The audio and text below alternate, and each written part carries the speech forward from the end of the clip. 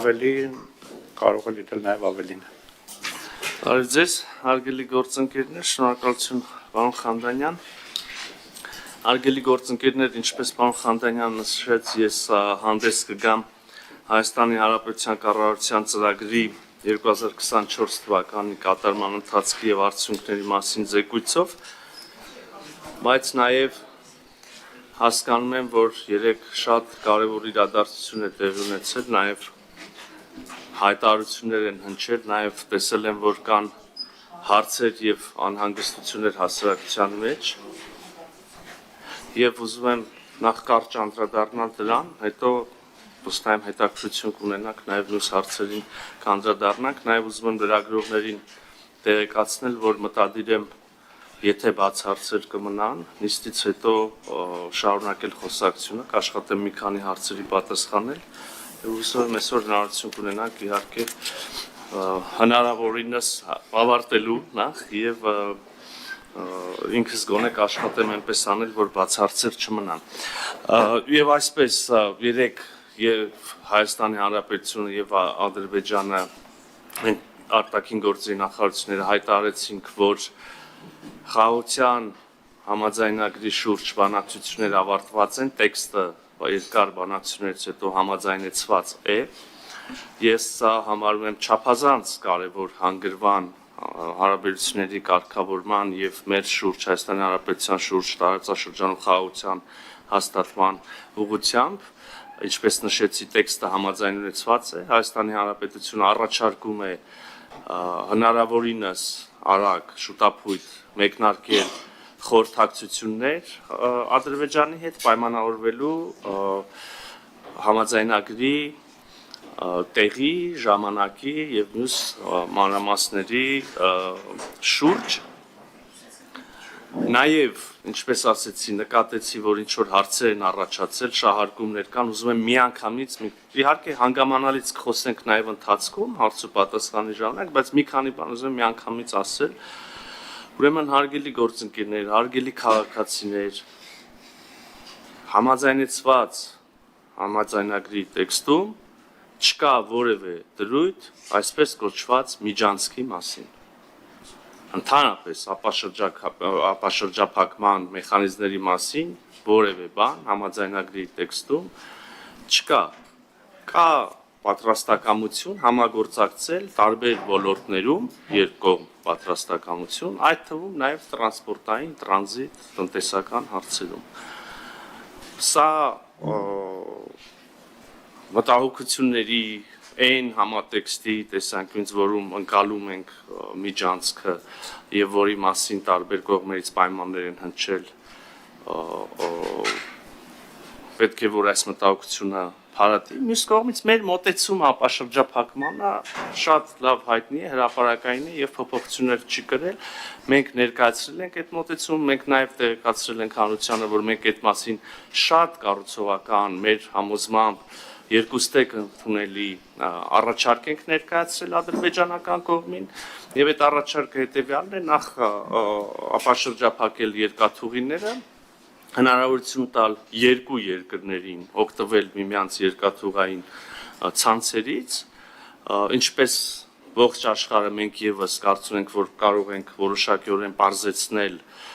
սահմանահատման գործընթացը ապահովելու բեռների ավելի սահուն ընթացքը, բայց ինչպես նախկինում, այժմ էլ եւ վաղն էլ մեզ համար անբեկանելի ընկալում եւ պայման է, որ բոլոր ենթակառուցվածքները, որոնք կապաշրջափակվեն, մնալու են եւ գործելու են այն երկրների ինքնիշխանության ներքո, որոնց տարածքում գտնվում են։ Այսինքն լավ ավելի ուրիշ բառերով ասեմ եւ ավելի պարզ եւ ուղիղ, Հայաստանի Հանրապետության բոլոր երկաթուղիները, բոլոր ճանապարհները, ենթակառուցվածքները մնալու են Հայաստանի Հանրապետության եւ գործելու են Հայաստանի Հանրապետության ինքնիշխանության ներքո եւ օրենսդրությանը համապատասխան։ Մենք նաեւ կարծում ենք, որ ինչպես եւ նախկինում համոզված ենք, որ որևէ երրորդ ուժերի կողմից այդ ենթակառուցվածքների վերահսկման կարիք չկա, բեռների օրինակ անվտանգության ապահովման համար կարող են գործադրվել այլ քաղաքակիրթ աշխարհին հայտնի տարբեր մեխանիզմներ։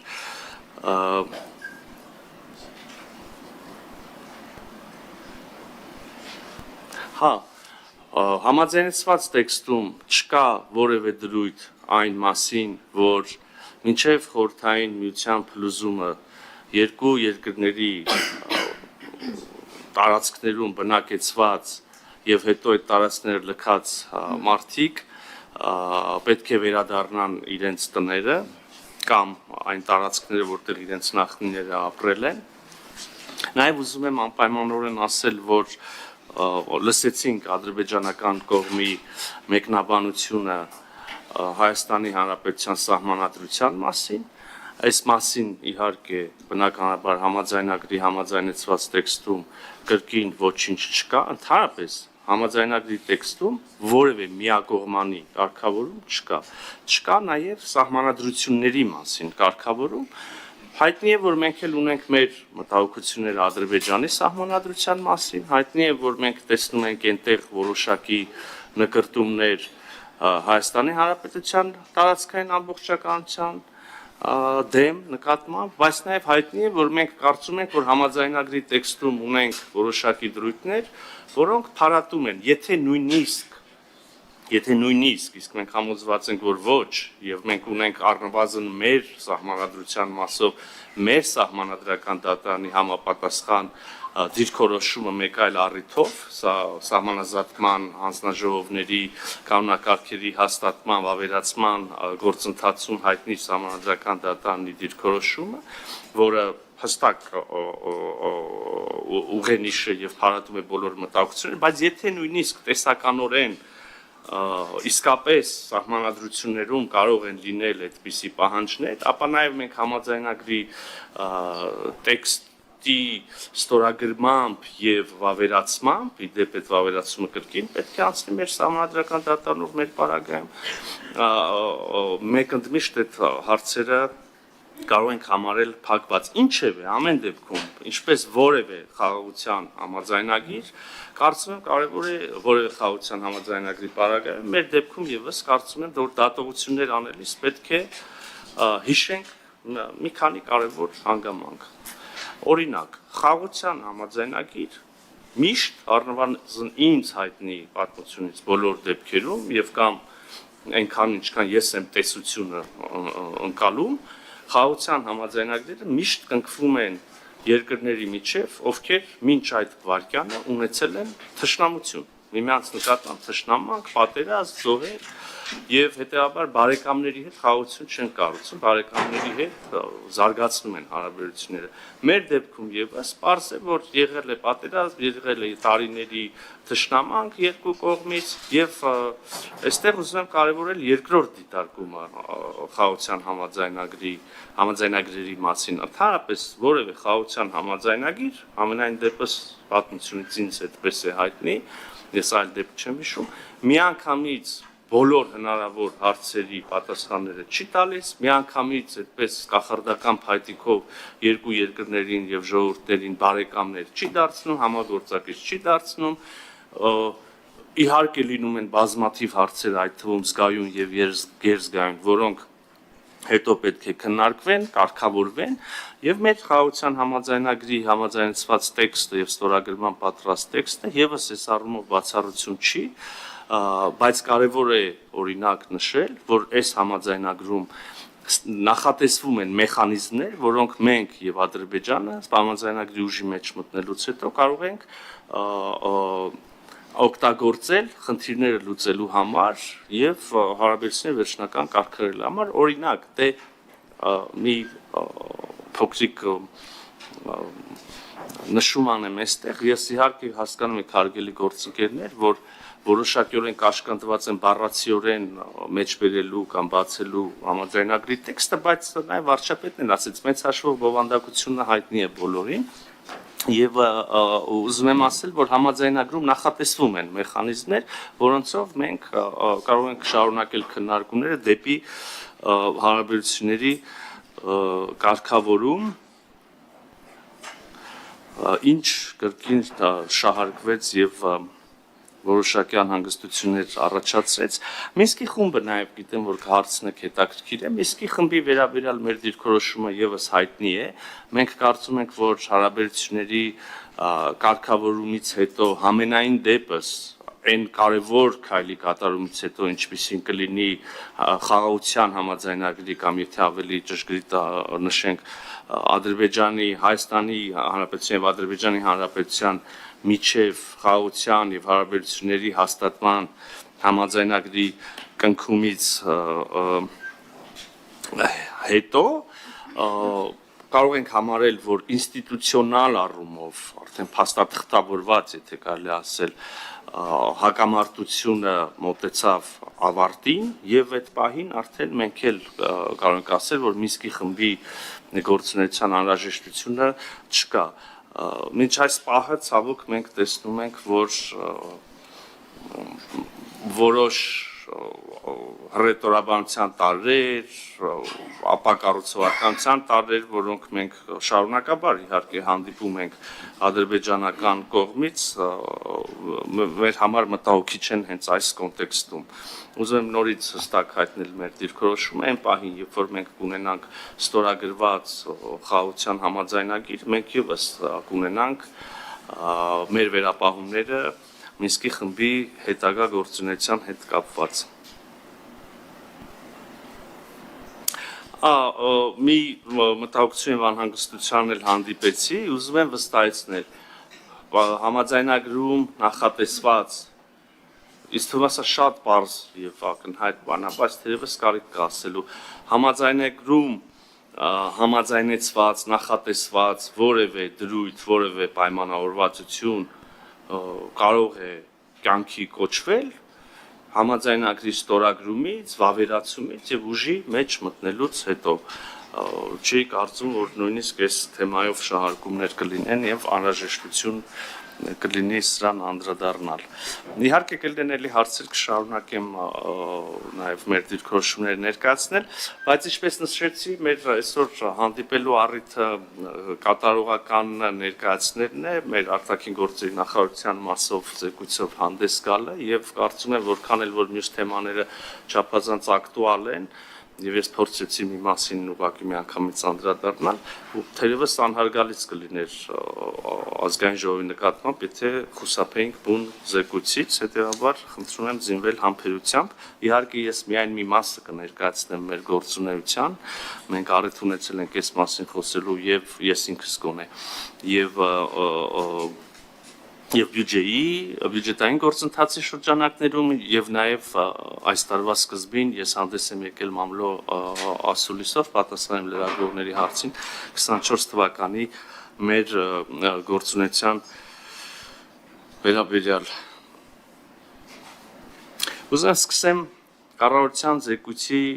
այն եզրակացությամբ, մեր մասով թերևս հիմնական եզրակացությամբ, որ նախորդ 2024 թվականը վերջին 20 տարվա ամենախաղաղ եւ ամենակայուն տարին է եղել մեր արտաքին անվտանգային միջավայրի, հենց մասնավորապես Հայաստանի Հանրապետության սահմանների համար, եւ սա մենք պայմանավորում ենք իհարկե առաջին հերթին մեր կողմից վարվող արտաքին քաղաքականությամբ, տարածաշրջանային, միջազգային ակտիվ ուրեմն քաղաքականությամբ,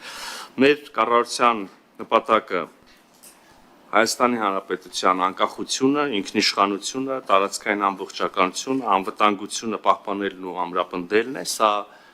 թիվ 1, 2, 3, 4, 5, 6, 7, 8, 9, թիվ 10 առաջնահերթությունն է, եւ մենք համոզված ենք, որ սրա ուղիղ եւ հիմնական եւ եթե ոչ միակ ճանապարհը Հայաստանի Հանրապետության շուրջ խաղաղության ապահովումն է, ոչ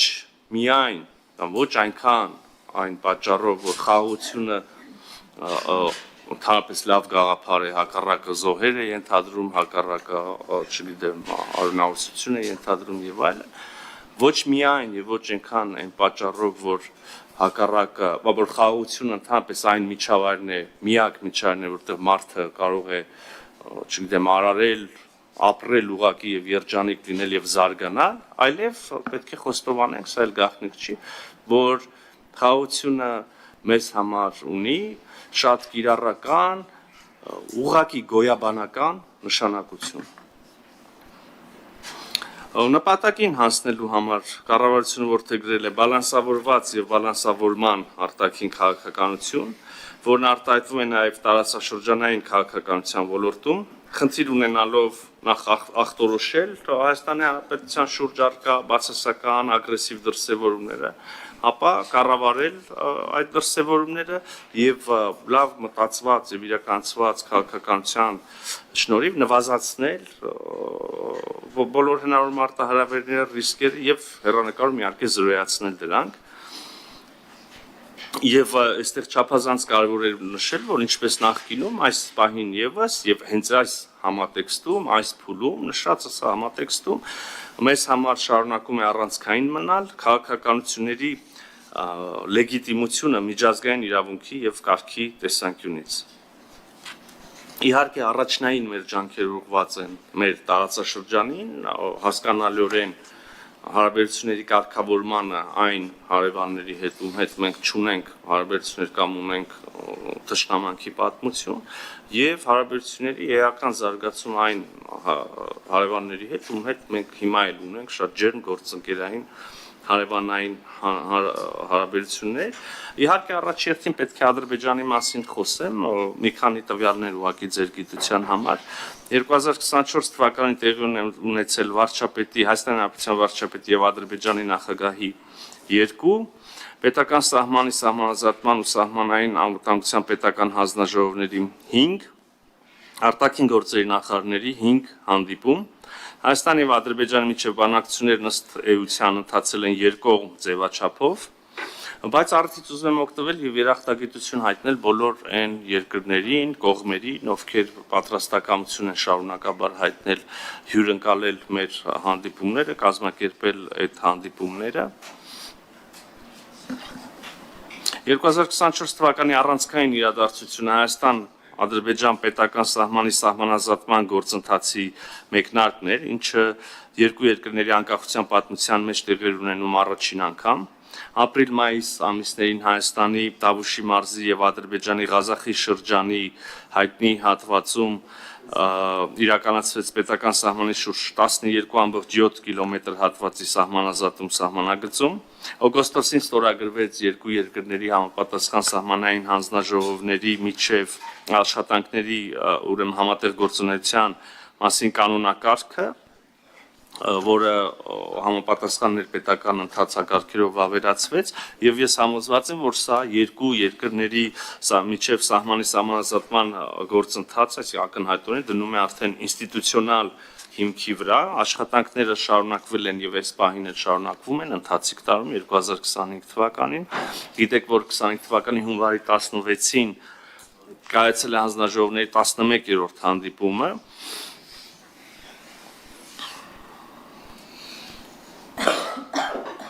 Համաձայնություն է ձեռք բերվել սկսել սահմանի սահմանազատման աշխատանքների փուլը հյուսիսային հատվածից Հայաստանի, Ադրբեջանի եւ Վրաստանի միջև ուրեմն սահմանակետից եւ շարժվել դեպի հարավ։ Շարունակվել է աշխատանքը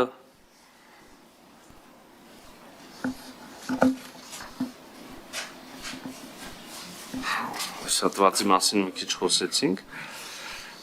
Իհարկե, ինչպես Ադրբեջանի, այնպես էլ միջազգային գործընկերների հետ մեր շարունակական քննարկումներում մշտապես ուշադրության են կենտրոնում են եղել նաև այն հարցերը, որոնք դուրս են մնացել օրինակ խաղաղության համաձայնագրի տեքստից կամ չեն տեղավորվում սահմանազատման գործընթացում, չեն տեղավորվում ապաշրջափակման վերաբերյալ խոսակցության մեջ եւ այստեղ առաջին հերթին իհարկե մեր ուշադրության կենտրոնում են եղել հումանիտար հարցերը, դրանց լուծման անհրաժեշտությունը, ամբողջական կարգավորման համար մենք ինչպես նախկինում այժմ եւս համարում ենք, որ հումանիտար հարցերի լուծումը եւ իհարկե առաջին հերթին գերիների պատանդարված եւ այլ պահվող անձանց ազատ արձակումը շատ կարեւոր բաղադրիչ է համապարփակ կարգավորման համար։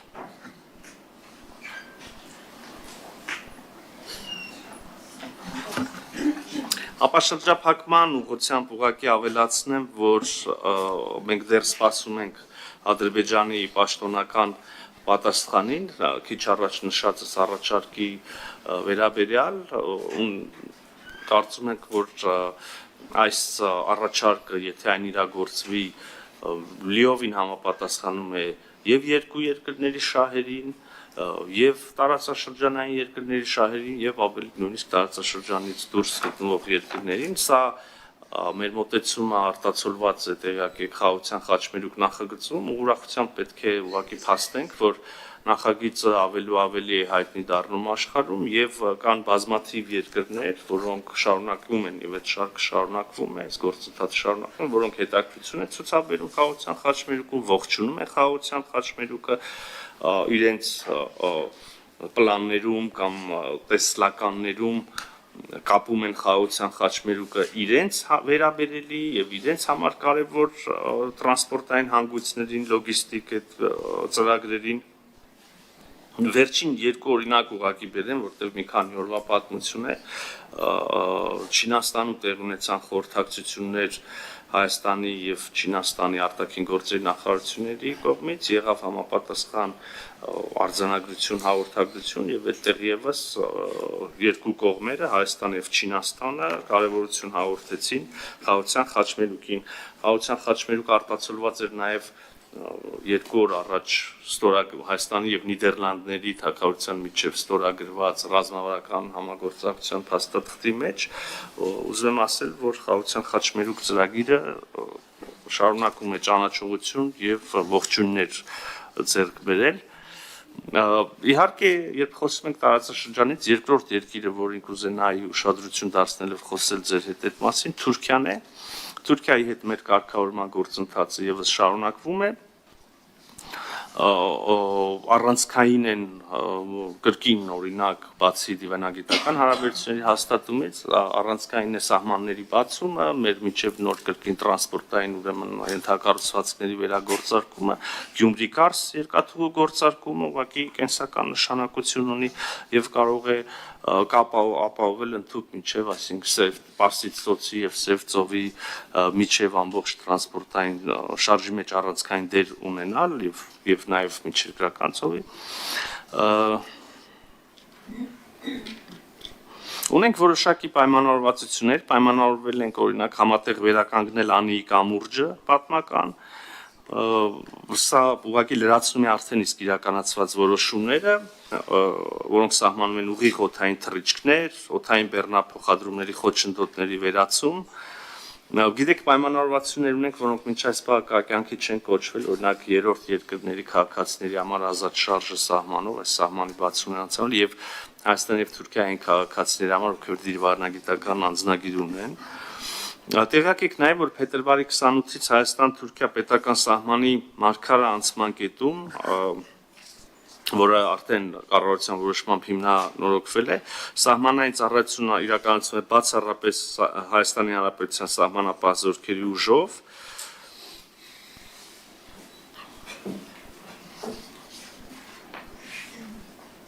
Սա իհարկե նշանակում է, որ Հայաստանի Հանրապետության սահմանահատող այդ սահմանային անցակետերը,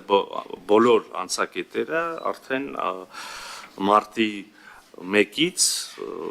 ընդ որում բոլոր նկատենք եւ գործող անցակետերը եւ չգործող, ինչպեսին օրինակ մարգարան է, բոլոր անցակետերում ծառայություն են իրականացնում Հայաստանի Հանրապետության սահմանային զորքերը, սահմանային ծառայությունը, սա բոլորովին մեղմ ասած անկարևոր փաստ չի։ Իհարկե առիթից ուզում եմ օգտվել եւ շնորհակալություն հայտնել Ռուսաստանի Դաշնությանը մեր գործընկերներին, մինչ այս պահը այդ ծառայությունը իրականացնելու համար։ Ելի մի քանի թվեր ձեր ուշադրության համար Թուրքիայի կոնտեքստում վարչապետ Փաշինյանի եւ Թուրքիայի Հանրապետության նախագահ Էրդողանի միջև տեղի ունեցել մեկ պաշտոնական հանդիպում Նյու Յորքում ՄԱԿ գլխավոր ասամբլեայի շրջանակներում։ Ես իմ գործընկերոջ Հական Ֆիդանի հետ ունեցել եմ 2 հեռախոսազրույց եւ 2 հանդիպում Անտալիայի դիվանագիտական ֆորումին եւ 3 գումարած 3 ձևաչափի Ստամբուլում տեղի ունեցած նախարարական հանդիպման շրջանակներում տեղի ունեցել տարածքային կառավարմանի ենթակառուցվածքների նախարարի եւ Թուրքիայի տրանսպորտի եւ ենթակառուցվածքների նախարարի, Հայաստանի կրթության, գիտության, մշակույթի եւ սպորտի նախարարի եւ Թուրքիայի մշակույթի եւ զբոսաշրջության նախարարի մեկական հանդիպում, Մարգար Ալիջան անցակետում տեղի ունեցել Հայաստանի եւ Թուրքիայի հատուկ ներկայացուցիչների 5-րդ հանդիպումը,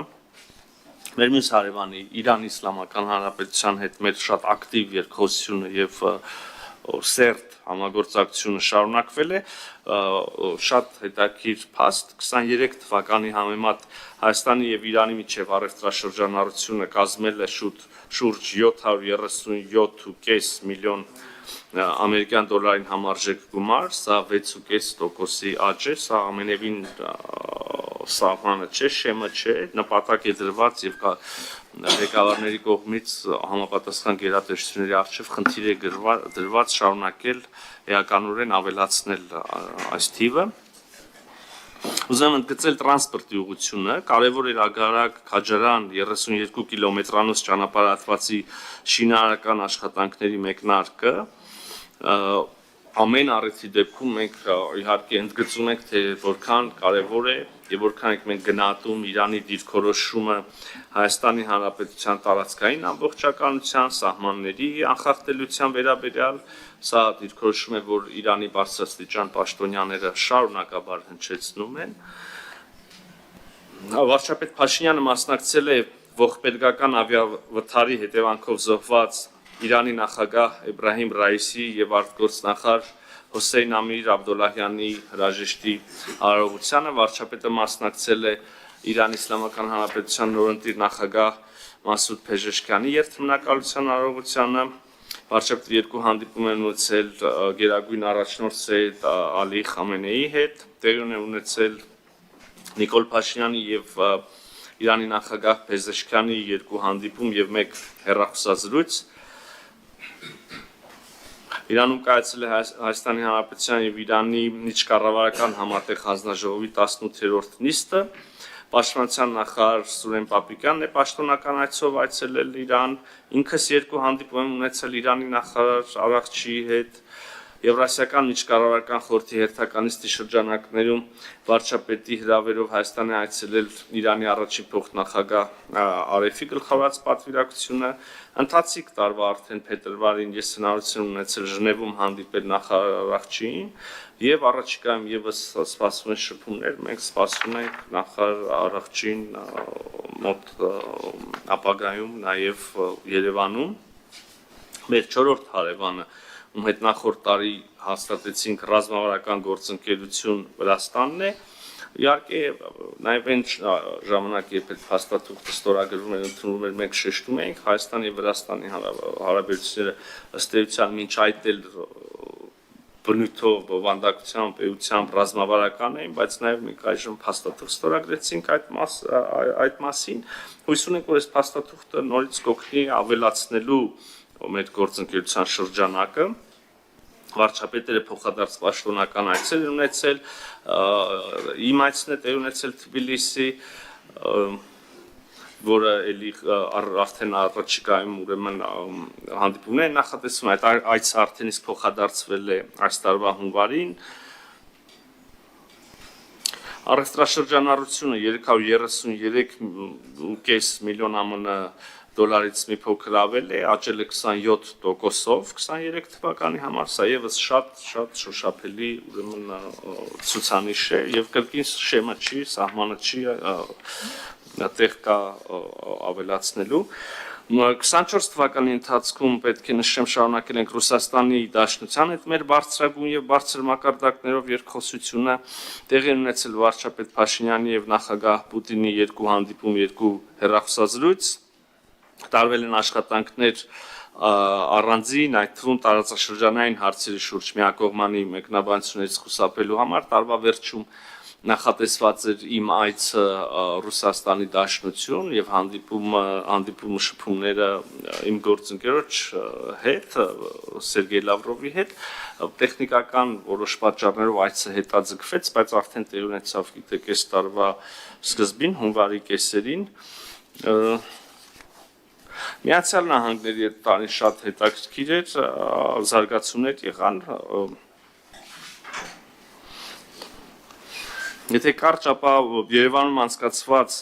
Հայաստանի Հանրապետություն, Ամերիկայի Միացյալ Նահանգների ռազմավարական երկխոսության ամփոփիչ նիստը պետք է հիշեմ, որին հաջորդեց արդեն այս տարվա սկզբին ուրեմն Վաշինգտոնում Հայաստանի եւ Ամերիկայի Միացյալ Նահանգների միջև ռազմավարական գործընկերության մասին փաստաթղթի ստորագրումը, որը իհարկե նշանավորեց հարաբերությունների մակարդակի բարձրացումը, խոսվեց այն մասին, որ այս գործընկերությունը հաստատվել է եւ համաձայնեցվել է ամերիկյան նախորդ վարչակարգի հետ եւ չի շարունակվելու նոր վարչակազմի հետ, իհարկե դա այդպես չի եւ նաեւ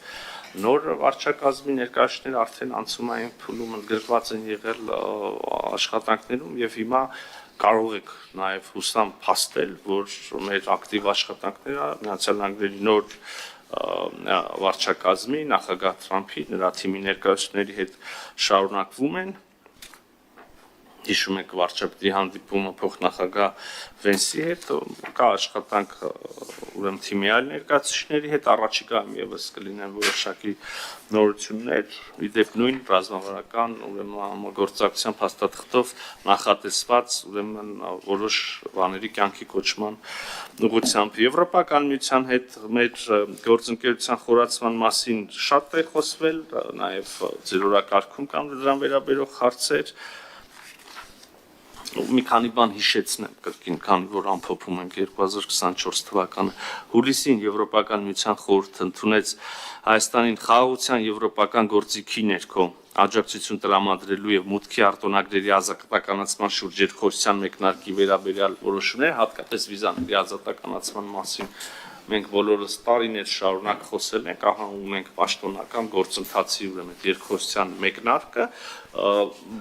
կրկին որպեսզի ակնկալիքները ճիշտ ձևավորենք, սա մեկնարկն է միայն այդ երկխոսության, մենք կանենք մեր լավագույն ջանքերը կգործադրենք, որպեսզի այդ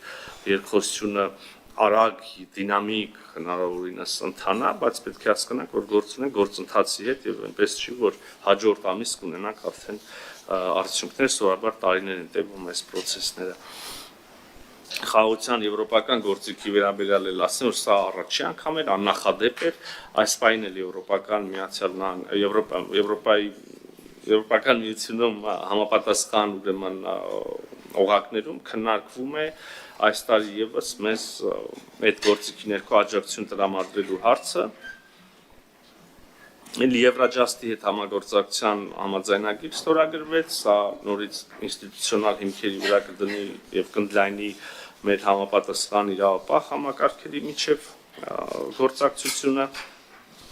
Չափազանց կարևոր փաստ 2024 թվականին ուրեմն շարունակել է իր գործունեությունը Հայաստանի Ադրբեջան միջպետական սահմանի երկայնքով ուրեմն Եվրոպական միության քաղաքացիական մշտադիտարկման առաքելությունը 25 թվականի հունվարի 30-ին արդեն տեղյակ եք այս տարի սկզբին ուրեմն Եվրոպական միության որոշմամբ առաքելության գործունեությունը երկարացվեց եւս 2 տարով Եվրոպական միությունը 24-27 թվականների համար ուրեմն ներկայացրեց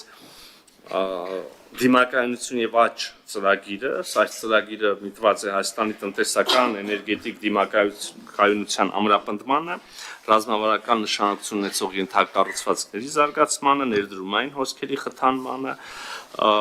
հիշում եք, մենք Եվրոպական միության հետ ունենք մեր ուրեմն SEPA համաձայնագիրը, որը դեռևս ուրեմն իրականացնելու ահագին ճանապարհ ունի անցնելու, բայց այս ծրագիրը օրինակ դիմակայունություն եւ աճը գալիս է ինչ որ առումով լրացնելու, ինչ որ առումով ընդլայնելու, լայնացնելու SEPA համաձայնագիրը կա նաեւ երրորդ փաստաթուղթը, որը քննարկվում է մեծամասամբ համաձայնեցված եւ առաջիկայում հուսամ ավարտենք աշխատանքները եւ կհանրայնացնենք Հայաստան Եվրոպական միություն նոր գործընկերության օրակարգ կոչվող հաստատուղթը ահա այս 3 հիմնական փաստաթղթերը իհարկե ՍԵՊԱ-ն վավերացված բոլոր անդամ երկրների կողմից ավելի ինստիտուցիոնալ, բայց այս 3 փաստաթղթերով մենք կշարունակենք մեր համագործակցությունը Եվրոպական միության հետ։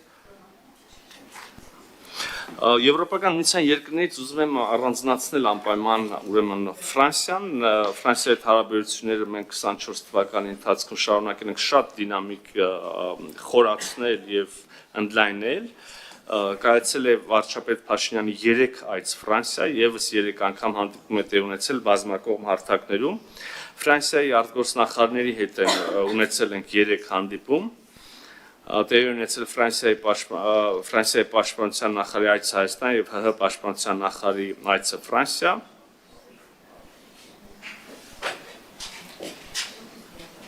Մանրամասների մեջ չմտնելու համար ուղղակի ընդհանուր մեր տրամադրվածությունն ասեմ Ֆրանսիայի հետ մեր հարաբերությունների մասով մենք աշխատում ենք արդեն իսկ գոյություն ունեցող եւ ավանդաբար ուրեմն շատ ջերմ հարաբերությունները այժմ լրացնել շատ կոնկրետ ծրագրերով, կոնկրետ համագործակցության ուղղություններով, կետերով, որոշները արդեն տեսանելի են, որոշները հուսամ տեսանելի կդառնան շատ մոտ ապագայում եվրոպական մյուս երկրների հետ մեր փոխգործակցության բնույթին այս խոսքերը եւս կարելի է վերագրել։ Կուզեի նաեւ առանձնացնել մեր համար նոր կարևոր եւ հետաքրքիր ուղղություն նոր մի քիչ իհարկե վերապահումով կարելի ասել խոսքը նորդիկ բալթիկ երկրների հետ մեր համագործակցությունն է մենք կարծում ենք որ այս համագործակցությունը էականորեն խորացնելու եւ տեղ ունի եւ մենք կոնկրետ ջանքեր ենք գործադրում այդ ուղղությամբ տեղյակ եմ որ ազգային ժողովն է կոնկրետ ջանքեր գործադրում այդ ուղղությամբ տեղյակ եմ որ տեղի ունեցել նորդիկ բալթիկ 8 երկրների խոսնակների փոխխոսնակների այց Հայաստանի Հանրապետություն սա իսկապես շատ կարևոր դրվագ է եւ ուզում շնորհակալություն հայտնել մեր խորհրդարանական գործընկերներին ինքս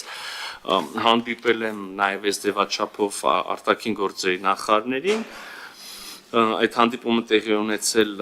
Մալթայում ՀՀԿ նախարարական ուրեմն համաժողովի շրջանակներում, բայց նաև այցեր եմ կատարել նորդիկ բալթիկ երկրներ, անցած տարի 5 այդպիսի այցեր, 8 երկրից 5 այցելել եմ, Լիտվա, Էստոնիա, Շվեդիա, Ֆինլանդիա եւ Նորվեգիա, Իսլանդիայի նոր արտաքին գործերի նախարարի հետ հանդիպում ունեցա այսչերս Ժնևում, ՄԱԿ Մարդու իրավունքների խորհրդի շրջանակներում Լատվիայի հետ էլ ՄԱԿ գլխավոր ասամբլեայի շրջանակներում Մերձավոր Արևելքի երկրների հետ աշխատանքները շարունակվել են ինչպես ավանդական մեր գործընկեր պետությունների հետ այնպես էլ նոր հնարավորություններ ենք փորձել բացահայտել արդեն Սաուդյան Արաբիայի հետ դիվանագիտական հարաբերություններ հաստատելուց հետո առաջին անգամ եղավ արտգործնախարարի այց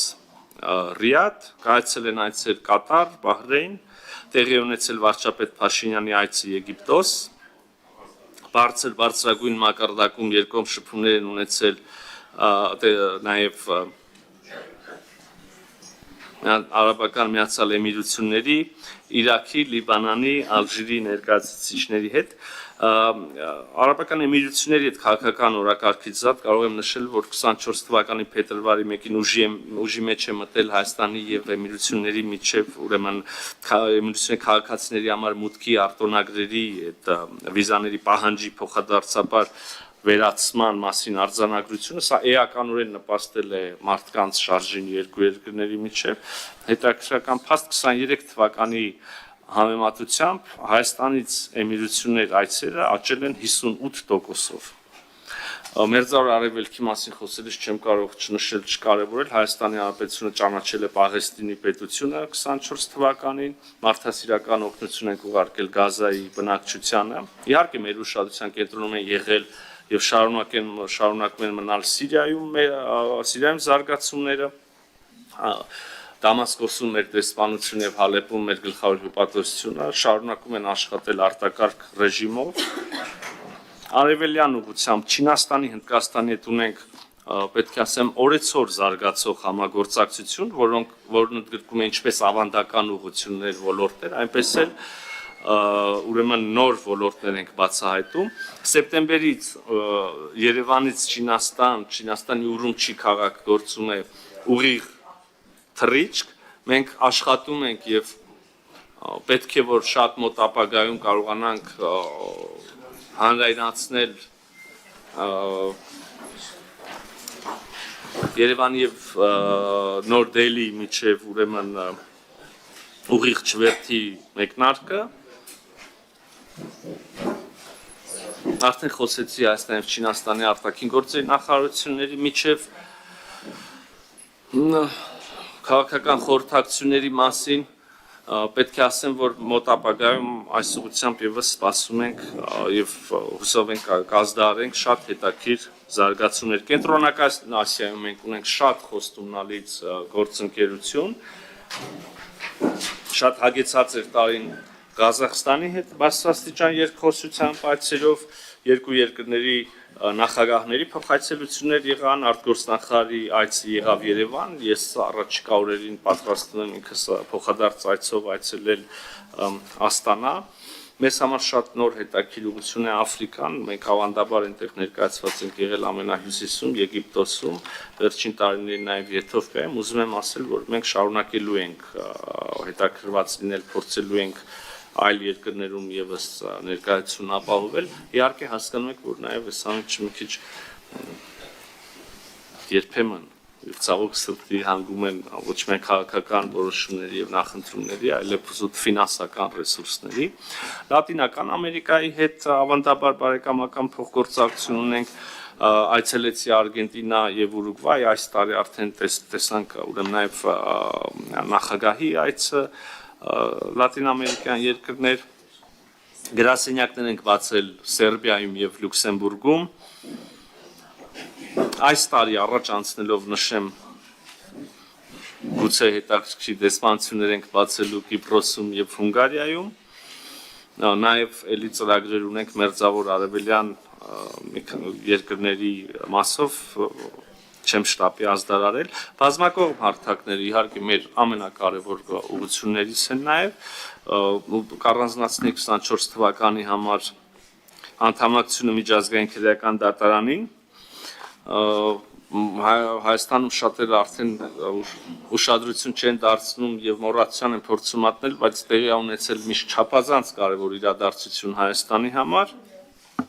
Հայաստանը քվեարկությամբ ստացել է ՄԱԿ-ի կենսաբանական բազմազանության մասին կոնվենցիայի համաժողովը COP17-ը